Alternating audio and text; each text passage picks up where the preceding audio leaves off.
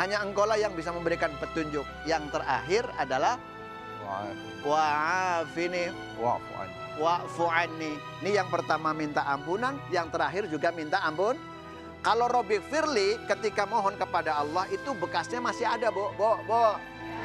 Bekasnya masih. Tapi kalau wa'fu anni itu bekasnya nggak ada dan juga dosanya hilang semuanya. Orangnya datang, duduk sebelah.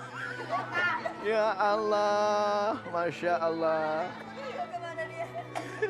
Nah makanya kalau kita mengajar sholat, di dalam sholat itu ada permintaan 8, Bu. Ada berapa, Bu? 8. Ada berapa? 8. Apal semuanya, Ibu. Di antara 2 sujud, apa bacanya, Bu? Robbi, war, Hamni. wajubur, war, wa'fu'ani. 8, Bu. Banyak permintaannya hamba kepada Allah Subhanahu wa Ta'ala.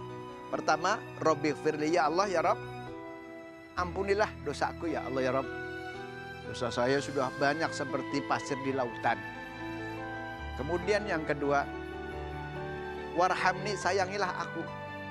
Karena kami sebagai hamba yang dhaif, yang lemah, tentunya sebagai peringatan dari teman-teman kita yang ditampakkan di depan muka kita, kelihatan kita dia adalah orang baik, orang yang sering beramal.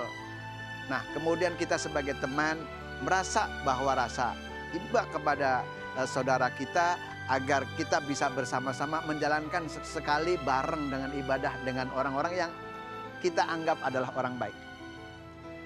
Kemudian yang ketiga, wajuburni. Kita seorang hamba itu kepingin aib kita ditutupin, ya Allah. Yang tahu aib kita kan siapa? Allah dengan kita, ya Bu. Bu, ukuran ibadah kita tahu, betul. Nah aib kita ini tadi minta ditutupin, ya Allah, ya Rabb. Kalau misalkan tetangga lain, saudara tahu, saudara kita tahu tentang aib kita nggak bakal ada teman, Bu. Betul. Ya, karena misalkan kita sudah pernah janji kepada teman, tidak ditepatin, itu pun juga udah minggir teman-temannya.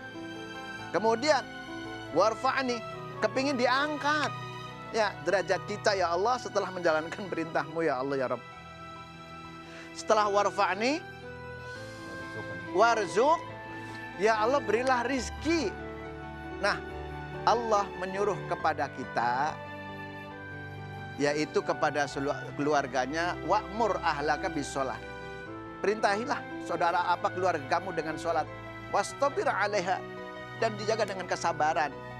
Masalah rizki bukan kita, tapi Allah yang bakal nanggung kepada hambanya. Terus kemudian setelah warzukni wahdini, ya Allah, ya Rabb, berilah petunjuk kepada kami.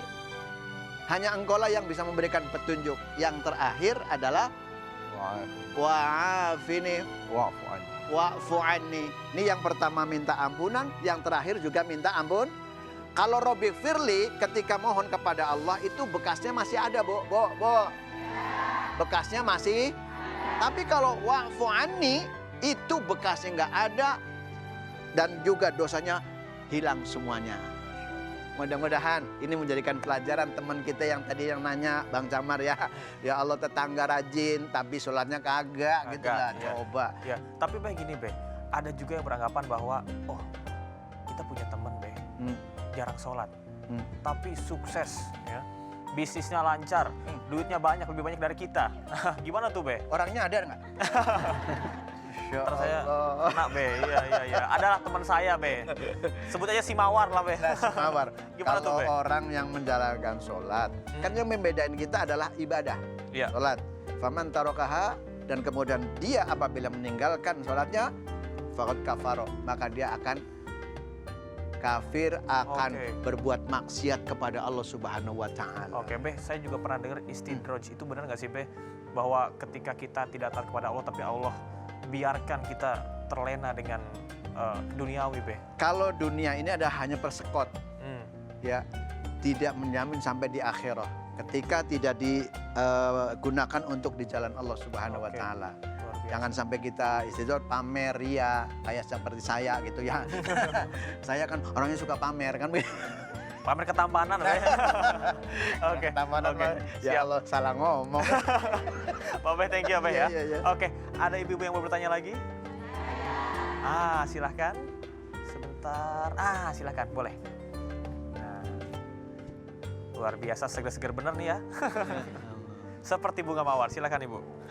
Bismillahirrahmanirrahim. Assalamualaikum warahmatullahi wabarakatuh. Waalaikumsalam warahmatullahi wabarakatuh. Izin bertanya Pak Ustadz, nama saya Ibu Nurhayati dari Gunung Sindur, Kabupaten Bogor, Majelis Taklim Nurul Aini. Ingin menanyakan, saya ini kan bekerja ya, dari pagi sampai malam, pagi sampai tengah malam kadang gitu ya.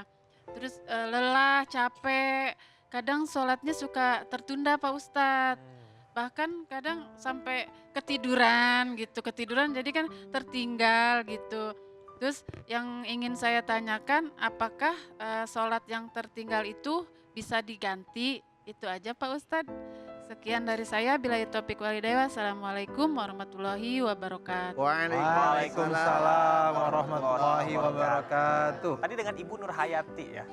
Oke, Ibu Nurhayati adalah wanita karir nih. Gimana tuh Pak Ustadz, silakan. Baik, Ibu.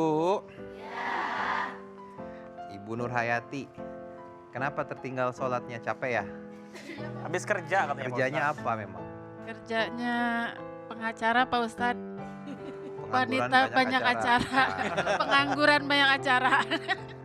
Kira-kira Bu, kira-kira kalau Ibu Iya. setiap sholat dikasih uang 1 juta, mau nggak Bu? Mau. Bakal ketiduran nggak Ibu? Nah. Ya Sholat kan? dulu Pak Sholat Ustadz. dulu baru tidur ya? Iya, Apalagi betul. 10 juta. Wah, paling rajin itu Pak Ustadz. Itulah manusia. Akan bersemangat ketika tahu ada yang dikejar. Orang bekerja mengejar apa sih? Rezeki kan, harta, betul ya? Untuk dibawa kemana? Ya ke rumah, ke keluarga, untuk semuanya dibagikan. Tapi nggak banyak orang tahu bahwa ternyata pembuka pintu rezeki itu adalah sholat.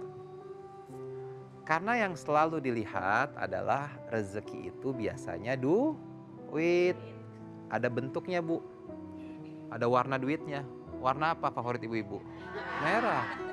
Setelah itu biru. Mana lebih mau, merah atau biru? Padahal sholat itu pembuka pintu rezeki. Sholatlah. Dan Allah memanggil kita 5 kali dalam sehari. Bayangkan. Berarti apa? Allah rindu sama kita. Ibu dulu ya sebelum nikah sama suami yang sekarang, rasanya pengen ketemu terus kan Bu? Kalau sekarang?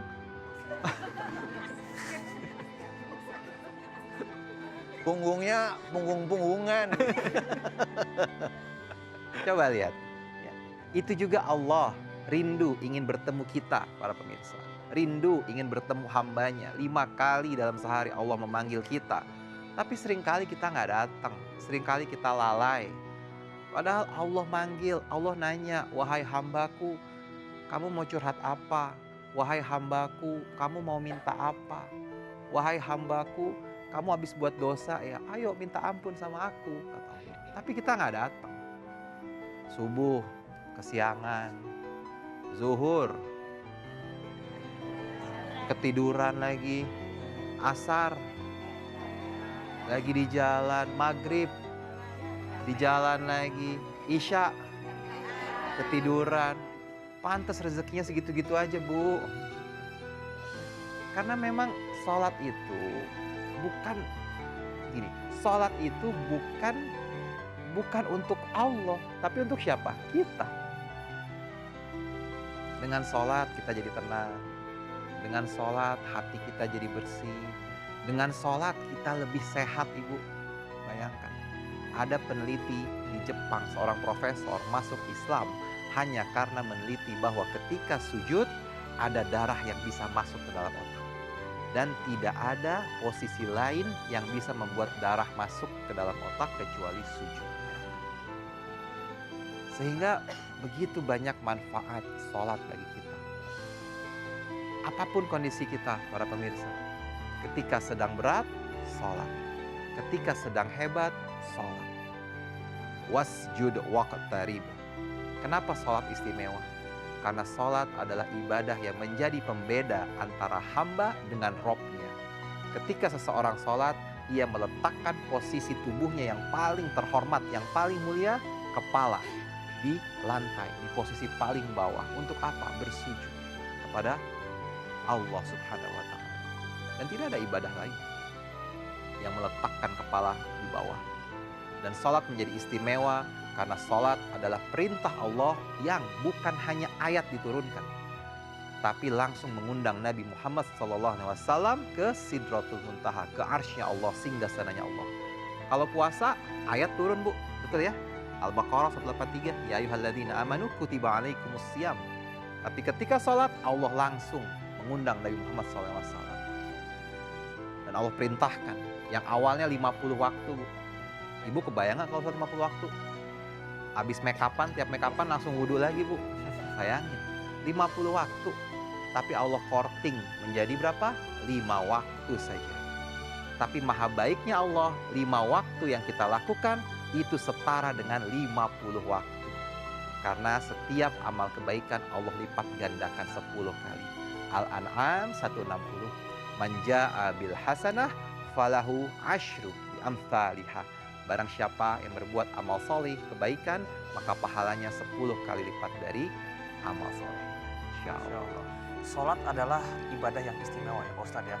Tadi disampaikan juga bahwa sholat itu harus ikhlas. Ya, banyak masyarakat ataupun juga kita semua bilang bahwa dengan kesibukan yang ada rasa-rasanya susah buat sholat 5 waktu. Semakin sukses kadang-kadang kita makin lupa. Gimana Pak Ustadz kita biar bisa tetap mengingat bahwasanya kesuksesan yang kita dapat sekarang itu juga karena Allah. Betul, makanya tadi setiap orang harus punya prioritasnya. Ketika seseorang tahu bahwa sholat ini bisa mendatangkan rezeki, bisa mendatangkan kebahagiaan, keberkahan, maka pasti mereka akan memprioritaskan itu. Tapi seringkali orang merasa sholat ini hanya rutinitas, yang ketika sudah dilakukan maka gugurlah kewajiban. Padahal sholat menyimpan banyak keistimewaan untuk sang hamba itu sendiri. Cuma checklist doang gitu ya. Cuma checklist, yang penting beres. Gitu. Oke, jadi harusnya makin sukses ya makin taat ya sama Betul. Allah. Terima kasih Terima kasih. Pak Ustadz. Ya pemirsa, masih banyak cerita-cerita dan juga curhatan setelah ini. Jangan kemana-mana, tetap di Penyejuk Hati. Nya sejuk di hati.